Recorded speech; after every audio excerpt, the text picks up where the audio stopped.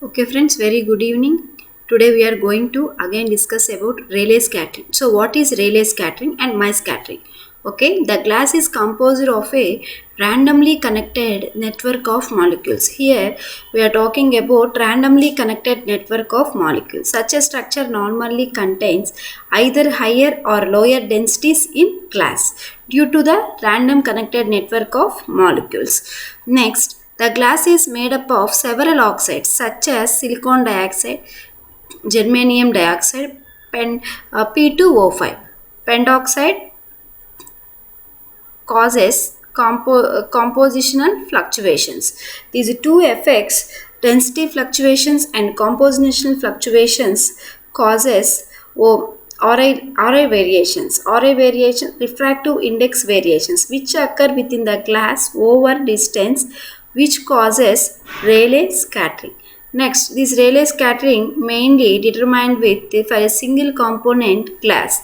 The scattering loss at a wavelength lambda resulting from density fluctuations can be given as the following equation, where Kb is equal to Boltzmann constant, beta T is equal to isothermal compressibility of material, Tf is equal to fictive temperature. Alpha scat may also express in terms of power, okay, where P is equal to photoelastic coefficient. Okay, this coefficient is mainly used in Rayleigh scattering. Mie scattering. So, what is Mie scattering? Linear scattering may also occur at inhomogeneities from non-perfect cylindrical structure of waveguide. Irregularities in core and cladding interference. Core cladding RI differences along the fiber length, diameter fluctuations, strains and bubbles. These all contribute to the linear scattering in Mie scattering. Mie scattering is also referred as linear scattering, may also occur at inhomogeneities from non-structural cylindrical structure of waveguide. Irregularities in core and cladding interference, core cladding refractive index difference along the fiber length, diameter fluctuations, strains and bubbles. Next we are going to have about bending losses. So what are the bending losses? So here radiative losses occur whenever an optical fiber undergoes a bend of finite radius of curvature. So these are two types. Number one, these bending losses or macroscopic bending losses, and number two, microscopic bending losses. These microscopic bending losses bends have radius that are large compared to fiber diameter. Microscopic bending losses. These bends arise when the fibers are incorporated into cables. These losses we can't visible. Only macroscopic losses only can be visible because it has the larger to fiber diameter. Okay, because we are taking a radius of curvature here. Next, macroscopic bending losses. For slight bends, the excess loss is extremely small. For slight bends, as the radius of curvature decreases, the loss increases exponentially. Curvature loss effects can be explained with the mode field distribution. Okay, mode field distribution.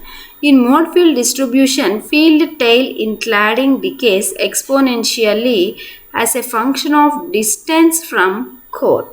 When a fiber is bent, the field tail on far aside of the center of curvature must move faster to keep up the field in the core. Okay, to keep up the field in the core. Again, it is at a certain critical distance from the center of the fiber, the field tail would have to move faster than the speed of light and radiates away. Okay, speed of light to move faster than the speed of light and radiates away. The amount of optical radiation from a bent fiber depends on the field strength. at XC means mainly and on radius of curvature, or XC in sense radius of curvature. Okay, XC in sense radius of curvature. Here the XC determines the distance from the radius of curvature to the outermost end. Okay, a number, then thus the total number of modes can be supported by curved fiber is less than the straight fiber. Okay, next the figure of the macroscopic bends. When we bend the optical fiber, how the radius of curvature increases along with the axis of the core. Okay, macroscopic bending losses. Again, the effective number of modes modes in sense number of zero crossing fields that are guided by a curved multimode fiber of radius a. Then the effective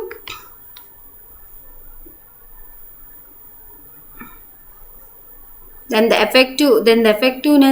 effective modes is equal to n infinity of 1 minus alpha plus 2 by 2 alpha delta into 2a by r plus 3 by 2 into kr whole power 2 by 3.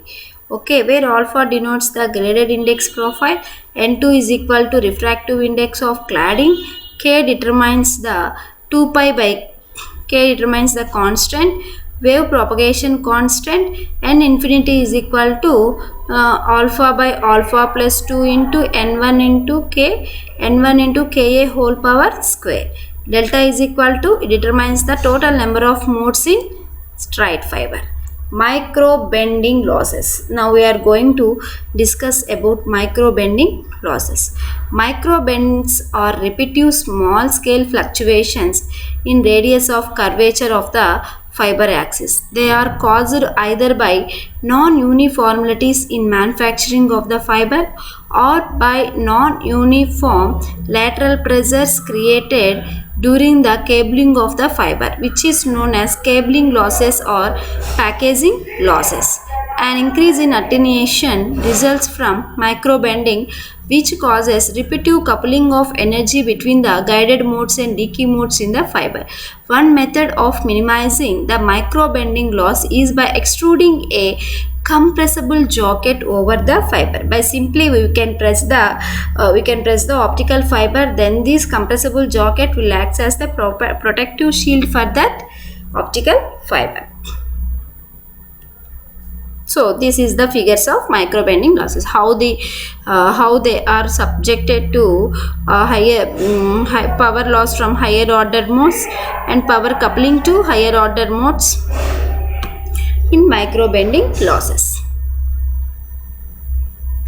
And the technique, how the extruding compressible jacket is used in order to protect the optical fiber from microbending losses. Okay.